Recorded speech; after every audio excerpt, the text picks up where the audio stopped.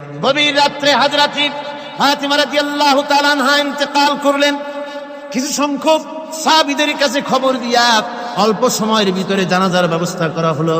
হযরত আবু যর গিফারী রাদিয়াল্লাহু তাআলা আনহু কবরের ভিতরে নেমে গেলেন। কবরের ভিতরে নেমে গিয়া হযরত আবু যর বলেন, রে কবর, তোর ভিতরে আজকে কাকে রাখবো, তুই কি তা জানিস নাকি? কোনো জবাব আসে না।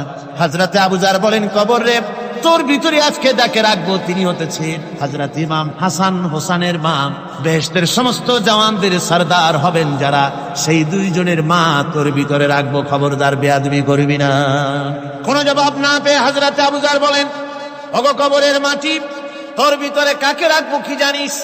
আসাদুল্লাহিল গালিব, দুনিয়ার সমস্ত কাফেরদের বিরুদ্ধে আল্লাহ রাব্বুল আলামিন যাকে বাঘ বানিয়ে পাঠালেন, সেই হযরতে আলী, তার স্ত্রী রেখে যাব, খবরদার বেয়াদবি করবি না। কোনো জবাব আসে না। হযরতে আবু যর বলেন, কবরের মাটি, তোর ভিতরে যাকে রাখবো তিনি হলেন খাতুনে জান্নাত, বেহেশতের সমস্ত মহিলাদের সরদারিনী হবেন যে ফাতেমা, তারে রেখে যাব, তোর ভিতরে খবরদার কোনো বেয়াদবি করবি না। আবার হযরতে আবু যর বলেন, কবরের মাটি, তোর ভিতরে কারে রাখবো কি জানিস? তোর ভিতরে আজকে যাকে রেখে যেতেছি তিনি হলেন আখেরি জামানার পয়গম্বর বিশ্বনবী জনাবে মুহাম্মদ রাসূলুল্লাহ সাল্লাল্লাহু আলাইহি ওয়াসাল্লামের কলিজার টুকরা মা ফাতেমাকে তোর ভিতরে রাখবো, খবরদার কবরের মাটি বেয়াদবি করবি না। কিতাবে এসেছে হযরত আবু যরকে বাড়ি শুনতে পেলেন, আওয়াজ এলো, কে যেন বলতেছে, রে আবু যর, আমি ফাতেমা কি চিনি না, হাসান হোসেনের মা কি চিনি না, আলীর স্ত্রী চিনি না, রাসূলের মেয়ে মা ফাতেমা কি চিনি না। আমল যদি ভালো হয় আমার ভিতরে, আমল ভালো নিয়ে যে আসবে শান্তিতে থাকবে, আর আমল যদি খারাপ হয় আমার ভিতরে, তার অবস্থা চূড়ান্ত হয়ে যাবে। আমার ভাইরা, আমার বন্ধুগণ, আমলের উপরে ভিত্তি করে কিয়ামতের দিন নাজাত হবে। আমল যদি খারাপ হয়ে যায়, কিয়ামতের দিন কেউ তাকে বাঁচাতে পারবে না।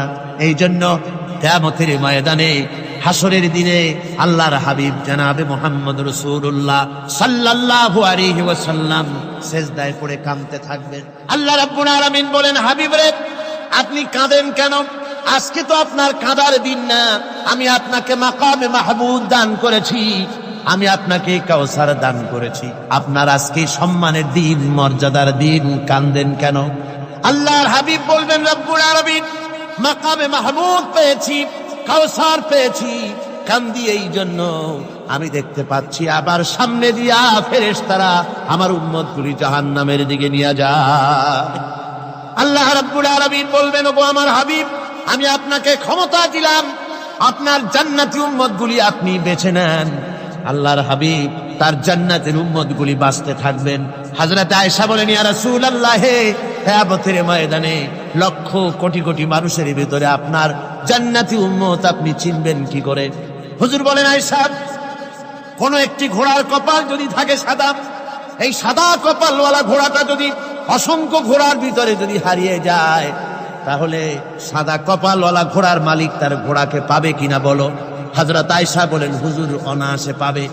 আল্লাহ রাব্বুল আলামিনের হাবিব বলেন, আয়েশা রে, কিয়ামতের ময়দানে আমার যেই উম্মতেরা নামাজি ছিল, দিনদার ছিল, পরেজগার ছিল, দুনিয়ার বুকে ঈমান নিয়ে যারা চলাফেরা করেছে, আমার দিন কায়েমের, আল্লাহর দ্বীনের জন্য যারা কাজ করেছে, ওদের চেহারা নূর চমকাতে থাকবে, ঈমানের নূর কিয়ামতের দিন চমকাতে থাকবে। সেই ঈমানের নূর দেখে দেখে আমি আমার জান্নাতি উম্মতগুলি আমি বেছে নেব। হযরত ফাতিমা রাদিয়াল্লাহু তাআলা আনহাকে রাসূলুল্লাহ সাল্লাল্লাহু আলাইহি ওয়াসাল্লাম অত্যন্ত ভালোবাসতেন, মহব্বত করতেন তার স্ত্রীদেরকেও। তার স্ত্রীরাও রাসূল করিম সাল্লাল্লাহু আলাইহি ওয়াসাল্লামকে ভালোবাসতেন প্রাণ উজাড় করে দিয়ে। নবীজি বলেছেন, কন্যার পিতাদেরকে গালি দিও না। অনেকে টিটকারি করে, বারবার মেয়ে হয়, ছেলে একটাও হয় না, সেই জন্য টিটকারি বটকারি করে। আল্লাহর নবী বলেছেন, মেয়ের পিতাকে গালি দিও না, ঠাট্টা করো না, যেহেতু আমি মুহাম্মদ রাসূলুল্লাহ সাল্লাল্লাহু আলাইহি ওয়াসাল্লাম, আমি মেয়েদের পিতা, আমি নিজে মেয়েদের পিতা। খাও না, মেয়েদের পিতাকে গালি দিও না। রাসূলুল্লাহ বলেছেন, আকাশের নিচে জমিনের উপরে খাদিজার মতো মহিলা আর নাই। সেই হযরতে খাদিজা রাসূলের 4টি মেয়ে পেটে ধারণ করেছিলেন। সুবহানাল্লাহ। মেয়ের প্রতি রাসূলুল্লাহ যথেষ্ট মহব্বত করতেন। মেয়েকে খুব ভালোবাসতেন হুজুর সাল্লাল্লাহু আলাইহি ওয়াসাল্লাম। হুজুরের কলিজার টুকরা ছিলেন মা ফাতিমা রাদিয়াল্লাহু তাআলা আনহা। হুজুর যখন কোথাও যেতেন সকলের শেষে দেখা করতেন ফাতেমার সঙ্গে, আর বিদেশ থেকে সফর করে এসে সকলের আগে দেখা করতেন ফাতেমার সঙ্গে। সুবহানাল্লাহ। রাসূলুল্লাহ আরো বলেছেন, তোমরা যখন বাজারে যাবে বা ব্যবসা করতে যাবে বা বিদেশে যাবে, আসার সময় যে সব হাদিয়া নিয়ে আসো। আমরা যখন বাইরে যাই, বাজারে যাই, কিছু হাদিয়া আনি না? জামা, কাপড়, চকলেট ইত্যাদি আমরা আনে থাকি। রাসূলুল্লাহ বলেছেন, হাদিয়াগুলি তোমরা যারা বিদেশে যাও, বাজারে যাও, হাদিয়া আনবে, আর এনে ঘরের মধ্যে ঢুকে তা শুরু করবে মেয়েকে দিয়ে। প্রথমে দেবে মেয়েকে। সুবহানাল্লাহ। মেয়ের মর্যাদা ইসলামে সব চাইতে বেশি। কোন যুগে? যে যুগে মেয়ে হলে পরেই মাটির নিচে ঘেরে রাখতো, আছাড় মেরে মেরে ফেলে দিত। বেআইয়ি যামবিন কুতিলা, কোন অপরাধে তাদেরকে হত্যা করা হলো। আল্লাহ পাক কোরআনে কারীমের মধ্যে বলেছেন তাদের অপরাধ আর কিছু না, তারা নারী, এই জন্য তাদেরকে মেরে ফেলা হতো। রাসূলুল্লাহ তাদের ইজ্জত দিলেন। সুবহানাল্লাহ বিহামদিহি। রাসূলুল্লাহ সম্মান দিলেন, ইজ্জত দিলেন তাদের। কন্যা হিসাবে নারীর এই মর্যাদা। ফাতেমাকে রাসূল এত ভালোবাসতেন, ইন্তেকালের সময় হযরত ফাতেমা কাঁদতে কাঁদতে বেহুশ হয়ে যাওয়ার উপক্রম হয়ে গেল। রাসূলুল্লাহ হযরত ফাতেমাকে ইশারা দিলেন। হযরত ফাতেমা তার কান নিয়ে রাসূলুল্লাহর মুখের কাছে লাগাই দিলেন। আল্লাহর নবী কি যেন বললেন কানে কানে। হযরত ফাতেমার কান্না বন্ধ হয়ে গেল। হযরত আয়েশা বলেন, মা, রাসূলুল্লাহ তোমার কানে কানে কি বলল আর তোমার কান্না বন্ধ হয়ে গেল? হযরত ফাতেমা বলেন, ইয়া আম্মা জান, আমার আব্বা আমার কানে কানে বলল, মা ফাতেমা তুই কাঁদিস না, তোর কান্না আমার বরদাস্ত হয় না, তোমাকে কাঁদতে হবে না। আমি তোমাকে সুসংবাদ দিয়ে যেতেছি, আমি মরে যাওয়ার পর সর্বপ্রথম তোমার সাথে আমার দেখা হবে। রাসূলুল্লাহর এই ভবিষ্যৎবাণী হযরত ফাতেমা বুঝতে পেরেছেন যে হুজুরের ইন্তেকালের পরে আমার বেশি দেরি হবে না, আমিও তাড়াতাড়ি হুজুরের সাথে শামিল হতে পারবো। হুজুরের ইন্তেকালের 6 মাস পরই হযরত ফাতেমা রাদিয়াল্লাহু তাআলা আনহা ইন্তেকাল করেছেন। কন্যা হিসাবে নারীর মর্যাদা ইসলাম অনেক অনেক গুণে বাড়িয়ে দিয়েছে।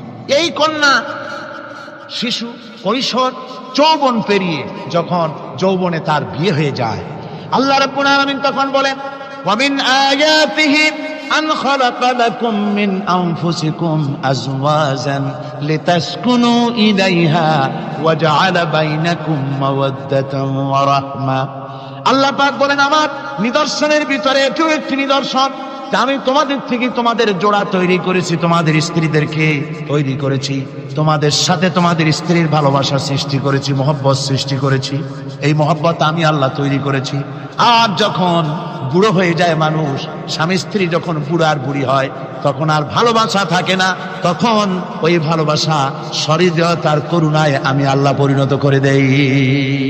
বুড়ার জন্য তখন বুড়ি ছাড়া আর উপায় নাই, বুড়িরও আর বুড়া ছাড়া উপায় নাই। তখন ভালোবাসা কোনো বিশেষ কোনো অক্ষণীয় ভালোবাসা নয়, তখন একের উপরে অন্য একদম নির্ভরশীল হয়ে পড়ে। আল্লাহ পাক বলেন, এই অবস্থা আমি আল্লাহ সৃষ্টি করে দেই। সুবহানাল্লাহ। স্ত্রীকে রাসূলুল্লাহ কত ভালোবাসতেন। আল্লাহ নবী বলেছেন, আমার কাছে 3টা জিনিস প্রিয়, একটা হচ্ছে সুগন্ধি, একটা হচ্ছে নামাজ, আরেকটা হচ্ছে স্ত্রী। সুবহানাল্লাহ। স্ত্রী আমার কাছে প্রিয়। হুজুর বলেছেন, তোমাদের মধ্যে সেই ব্যক্তি উত্তম যে ব্যক্তি তার স্ত্রীর কাছে উত্তম। আমি আমার স্ত্রীদের কাছে উত্তম ব্যক্তি। সুবহানাল্লাহ। রাসূলুল্লাহ স্ত্রীকে কত ভালোবাসতেন। বিশ্বনবী রাজনৈতিক কর্মকাণ্ড চালাচ্ছেন, যুদ্ধের দামামা বাজতেছে, চতুর্দিকে কত অশান্তি, সবকিছু চলছে, স্ত্রীর হক আদায় করতে ভুলে যাননি। রাতের বেলায় হযরত আয়েশার বয়স কম, তাকে নিয়ে রাসূলুল্লাহ একটু সুযোগ পেয়েছেন, বলছেন, আয়েশা সব তো ঘুমিয়ে, চলো আমরা একটু দৌড়াই। ওই যে দূরে একটা জিনিস দেখা যায়, দৌড় দাও, দেখি কি আগে যায়। দুজনে দৌড় প্রতিযোগিতা করলেন। দৌড় প্রতিযোগিতায় হযরত আয়েশা ফার্স্ট হলেন, হুজুর পিছনে পড়ে গেলেন। হযরত আয়েশা খুব আনন্দ করলেন যে আপনি কিন্তু আমার সাথে দৌড়ে পারলেন। পরবর্তী কিছু কাল যাওয়ার পর হযরত আয়েশা বলেন, হুজুর আজকে আবার বললেন যে চলো আয়েশা একটু দৌড়াই। হযরত আয়েশা বলছেন যে সেদিনের তুলনায় আমার শরীর একটু, আমি মুটিয়ে গেছি, শরীরটি স্থূল হয়েছে, আমি আজকে দৌড়ালাম কিন্তু পারলাম না। রাসূল আগে চলে গেলেন, আমি হাঁপাতে হাঁপাতে যখন হুজুরের কাছে চলে গেছি, হুজুর তখন মুস্কি হেসে আমাকে বললেন, আয়েশা ওই সেই দিনের জবাব আজকে দিয়া দিলাম। সুবহানাল্লাহ বিহামদিহি, সুবহানাল্লাহ বিহামদিহি। বিশ্ব নবী কত বড় আদর্শ বিশ্ব মানবতার জন্য। তিনি বলেছেন, আরাফাতের ময়দানে রাসূলুল্লাহ বলেছেন, তোমরা যেমন পড়বে তোমার স্ত্রীদেরকে তেমন পড়াবে, তোমরা যেমন খাবে তোমার স্ত্রীদেরকে তেমন খাওয়াবে, স্ট্যান্ডার্ড মেনটেন করবে। তুমি ভালো দামের কাপড় পরবে, স্ত্রীকে খারাপ দিবে তা নয়। অধিকার দুজনেরই সমান, স্বামী এবং স্ত্রী সমান অধিকার। কিন্তু আমরা তা বুঝতে পারি না, বুঝতে চাই না। আমরা অনেকে মনে করেছি বিয়ে যখন করছি তখন আমি তো নওয়াবজাদা নসরুল্লাহ খান, আর বউ তো কেনা দাসী না। সে কিন্তু দাসী না, তার মর্যাদা আছে, তার সম্মান আছে। তার সম্মান আপনাকে দিতে হবে। রাসূলুল্লাহ দিয়েছে, আপনাকেও দিতে হবে। রান্না বান্না হতে দেরি হয়, কত গালাগালি শুনতে হয় নারীকে। আল্লাহর নবীর স্ত্রী হযরত আয়েশা বলেছেন, আল্লাহর নবী কাজ করে, মানুষের সঙ্গে কথা বলে, রাষ্ট্রীয় দায়িত্ব পালন করে ঘরের ভিতরে এসে যখন দেখেছেন রান্না হতে দেরি আছে, রাসূলুল্লাহ বিরক্ত হন নাই, ভ্রু কুঞ্চিত করেন নাই, চোখ মোটা করেন নাই, আমাকে কোনো কথা শোনার নাই, বরং আমার কাছে বসে রান্নায় আমাকে সহযোগিতা করেছেন। সুবহানাল্লাহ বিহামদি। এই হলো আল্লাহর রাসূল, এই হলো বিশ্ব নবী। স্ত্রীর সঙ্গে কি মহব্বত! সুবহানাল্লাহ। হুজুর মহব্বত করতেন স্ত্রীদেরকে। রাসূলুল্লাহর ঘরে দৌলত ছিল না, কিন্তু মহব্বত দিয়ে ভরা ছিল ঘরটা। হুজুরের ঘরে ফ্রিজ নাই, ডিস এসি নাই, হুজুরের ঘরে কার্পেট নাই, হুজুরের ঘরের মধ্যে জাজির নাই, তোশক নাই, বড় বড় কম্বল নাই, আরামের কোনো জিনিস নাই, মডার্ন ইকুইপমেন্টস কিচ্ছু নাই, দৌলত নাই, কিন্তু মহব্বত দিয়ে ঘরটা ভরা। হযরত আয়েশা বলেছেন, আমি পানি পান করে, যখন আমি পানি পান করে গ্লাস রেখে দিতাম, আল্লাহর নবী তখন গ্লাসের সেই জায়গায় ঠোঁট লাগাতেন যেখানে আমি ঠোঁট লাগাইয়া পানি পান করেছি। আমি গোশত চিবোতাম, রাসূলুল্লাহ আমার হাত থেকে গোশত টুকরা নিয়া সেই জায়গায় চিবোতেন যেখানে আমি চিবুয়েছি। সুবহানাল্লাহ। আমার ভাইরা, রাসূল তার স্ত্রীদেরকে মহব্বত করতেন, স্ত্রীরাও রাসূলকে মহব্বত করতেন দারুণ ভাবে। একবার হযরত আয়েশা সিদ্দিকা রাদিয়াল্লাহু তাআলা আনহা হুজুরকে গোসল করাতে ছিলেন, মাথার উপরে পানি ঢালতেছেন, হুজুর একটা চকির উপরে বা একটা তক্তার উপরে বসা আছেন। গোসলের পানির ভিতরে রাসূলুল্লাহ দেখতে পেলেন রক্তের মতো কি যেন প্রবাহিত হয়ে যাচ্ছে। হুজুর জিজ্ঞেস করেন, আয়েশা রে, পানির ভিতরে রক্তের মতো কি দেখা যায়? হযরত আয়েশা বলেন, হুজুর আপনি যখন বসেছিলেন অসতর্ক মুহূর্তে তক্তার নিচে আমার একটা আঙ্গুল পড়েছিল পায়ে, আঙ্গুলটা ফেটে বোধহয় রক্ত বেরোতেছে। রাসূলুল্লাহ তাড়াতাড়ি করে উঠলেন আর ওই আঙ্গুলকে ব্যান্ডেজ করে দিলেন। রাসূলুল্লাহ বললেন, আয়েশা রে, আঙ্গুল ফেটে গেছে, একটু আহাহু পর্যন্ত করলে না, এতক্ষণ তুমি কষ্ট করলে কেন? হযরত আয়েশা বলেন, ইয়া রাসূলুল্লাহ, ওটা তো একটা পায়ের আঙ্গুল। আয়েশার কলিজাটা ফেটে যদি রক্ত বেরোতো, রাসূলুল্লাহকে উঠতে বলতে আমি পারতাম না। কি মহব্বত রাসূলের সাথে! হযরত আয়েশা বলেন, হুজুর সাল্লাল্লাহু আলাইহি ওয়াসাল্লাম স্ত্রীদেরকে এত ভালোবাসতেন, আমাদের ঘরে গোশত টোস্ত তেমন রান্না বান্না খুব কম হতো। গোশত রান্না হবে কি, মাসের পর মাস চলে গেছে রাসূলের বাড়িতে, হুজুর স্ত্রীরা বলেছেন আমাদের ঘরে চুলে আগুন জ্বলে নাই, একটু শুকনা রুটি, একটু শুকনা খেজুর আর একটু পানি খেয়ে আমাদের জীবন চলেছে। এরকমের অবস্থা হয়েছে। তারপরে এই অবস্থা চলেছে, এর মধ্যে যদি কখনো একটু গোশত আসছে, হুজুর যখন ছাগল টাগল ইত্যাদি ছাগল দুম্বা জবাও করেছেন, এই দুম্বার গোশত নিয়ে, ছাগলের গোশত নিয়ে রাসূলুল্লাহ নিজে বেরোতেন। হযরত খাদিজার বান্ধবী কোথায় আছে খুঁজে ওই বান্ধবীর কাছে গোশত পৌঁছে দিয়ে আসতে। হযরত আয়েশা বলেন, একদিন আমার ঘুম ভেঙে গেল, দেখি হুজুর আমার কাছে নাই। গেলেন কোথায়? খুঁজতে খুঁজতে যায় দেখি মসজিদে নববীর ভিতরে হুজুর হাত তুলে বসে আছেন, মোনাজাত করতেছেন। আমি পেছনে কি হাত তুলি, আমি শুনতে পাচ্ছি নবীজি দোয়া করছেন রব্বুল আলামিন। কিয়ামতের ময়দানে যেদিন সন্তান তার পিতাকে ভুলে যাবে, মা তার সন্তানকে হারায় ফেলবে, ওই কঠিন হাসরের ময়দানে আমি যেন আমার খাদিজাকে হারাইয়া না যাই। মুনাজাতের শেষে হযরত আয়েশা বলেন, ইয়া রাসূলুল্লাহ, খাদিজার কথা আপনার এত কেন বারবার মনে পড়ে? একটা বুড়িরে বিয়ে করেছিলেন 25 বছর বয়সের সময়, 40 বছর বুড়ি, তার কথা কেন এত মহব্বত আপনার মনে পড়ে? তার থেকে যুবতী মেয়ে, সুন্দরী মেয়েকে আপনার স্ত্রী হিসেবে আপনি পান নাই। হুজুর বলেন, আয়েশা রে, খাদিজার সম্পর্কে এমন কথা তুমি আর বলো না।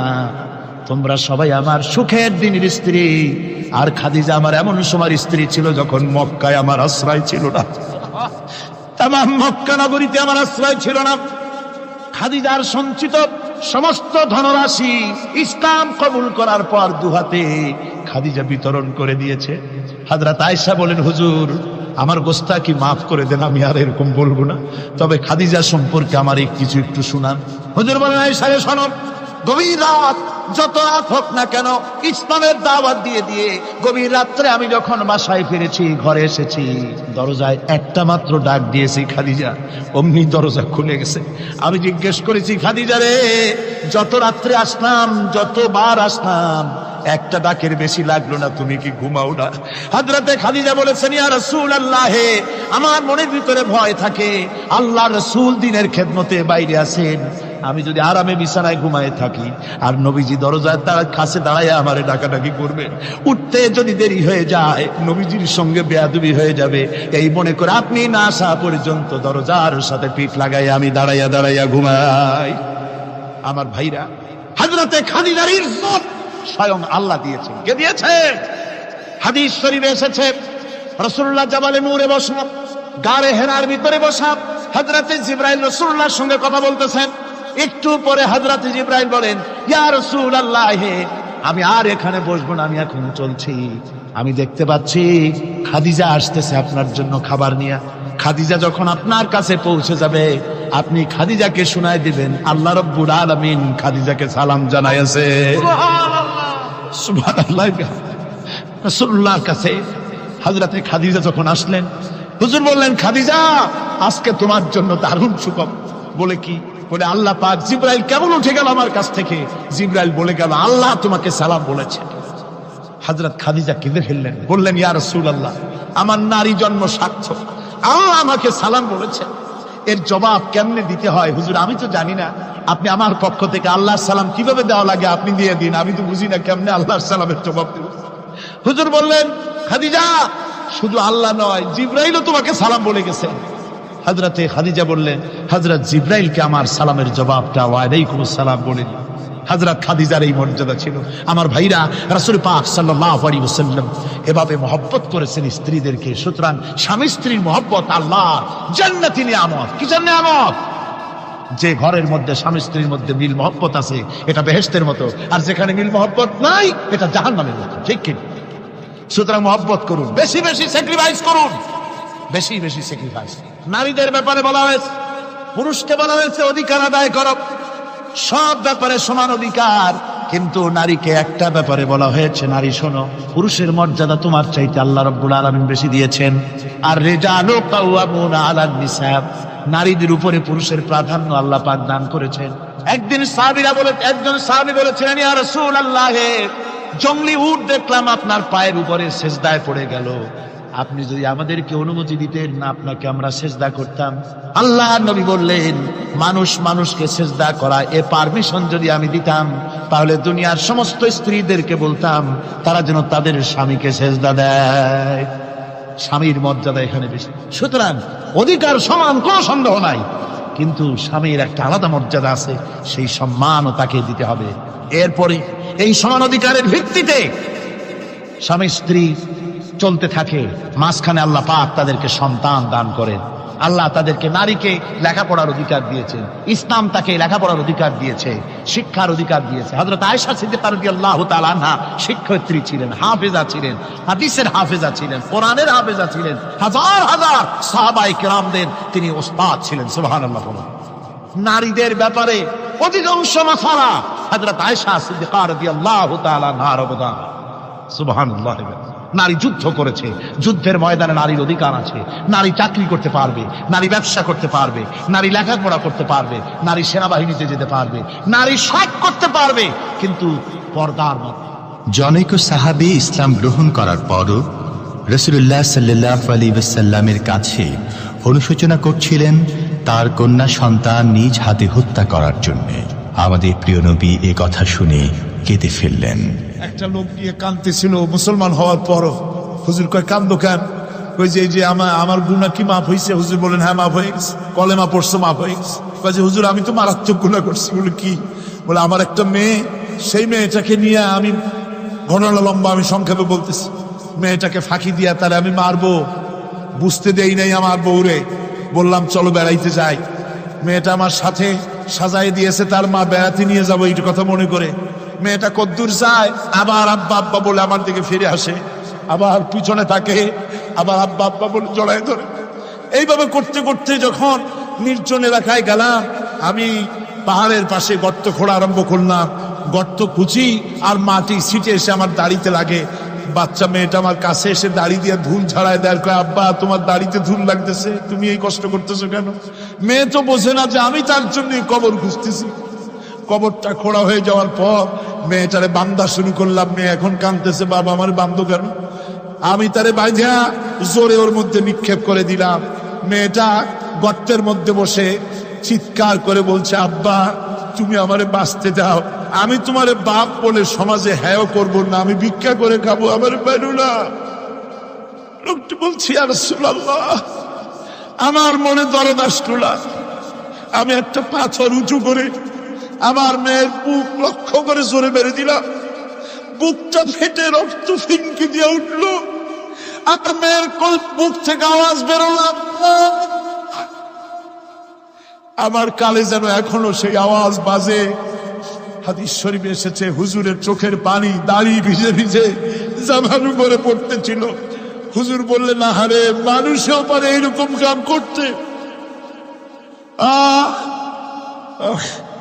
পৃথিবীতে নারীর যখন কোনো সম্মান ছিল না, মর্যাদা ছিল না, সেই সময় আমার রাসূল, আমার বিশ্বনবী নারীদেরকে সম্মানের হাত ধরে গর্তের ভিতর থেকে উঠাইয়া রানীর সিংহাসনে বসায় দিলেন। সুবহানাল্লাহ, মায়ের মর্যাদা দিয়ে দিলেন। সুবহানাল্লাহ, নারীরা আমাদের মায়ের জাত। নারীরা আমার কি এর জাত? মায়ের জাত। আমার মা বোনেরা, তোমাদের সম্মান কত তোমরা জানো না। আমরা পুরুষ, আমাদের পায়ের তলে জুতা, আর তোমরা আমাদের মায়ের জাত। তোমরা নারী, তোমাদের পায়ের তলে আল্লাহর জান্নাত, আল্লাহর বেহেশতটা তোমাদের পায়ের তলে। এই সম্মান আল্লাহ তোমাদের দিয়েছে, নবী দিয়েছে। সুবহানাল্লাহ কর। ভাইরা আমার, অধিকার ইসলাম দিয়েছে। বিবাহ যখন হয়, এই বিবাহের সময় এজেন্ট আনতে হয়। আর বিবাহ হচ্ছে বিবাহ বৈঠক। এজেন্ট আনার জন্য ওই যে কি জানি কয়, ম্যারেজ রেজিস্ট্রার বা মৌলবি সাহেব, কার অনুমতি আগে নেয়?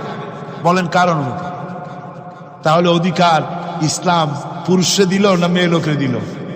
আগে মেয়ে লোকের কাছে যাও, মেয়েটাকে জিজ্ঞেস করো সেই বিবাহে রাজি আছে কিনা। সুবহানাল্লাহ পড়ে, এই বিবাহে রাজি আছে কিনা জিজ্ঞেস করো, তার অধিকারই বেশি। এরপরে এই বিবাহে করার ব্যাপারে কত বৈষম্য। আজ বিবাহ করতে গেলে যৌতুকের প্রথা এসেছে। রাসূলুল্লাহ যৌতুক দিয়েছিলেন, ওটা যৌতুক না, ওটা উপহার, ওটা হাদিয়া। রাসূলুল্লাহ তোহফা দিয়েছিলেন হুজুরের জামাই। সুবহানাল্লাহ, কি জামাই! এক জামাই তো জিন্নুর আইন, যাকে ফেরেশতারা পর্যন্ত লজ্জা করতো যারে দেখে, হযরত উসমান রাদিয়াল্লাহু তাআলা আনহু। আর একজন হযরত আলী কাররামাল্লাহু ওয়াজহাহু। হযরত আলী, যার সম্পর্কে রাসূল পাক সাল্লাল্লাহু আলাইহি ওয়াসাল্লাম যাকে কত সম্মান দিয়েছেন, কত মর্যাদা দিয়েছেন, এই হলো হযরত আলী হুজুরের জামাই। আনা মদিনাতুল ইলম ওয়া আলী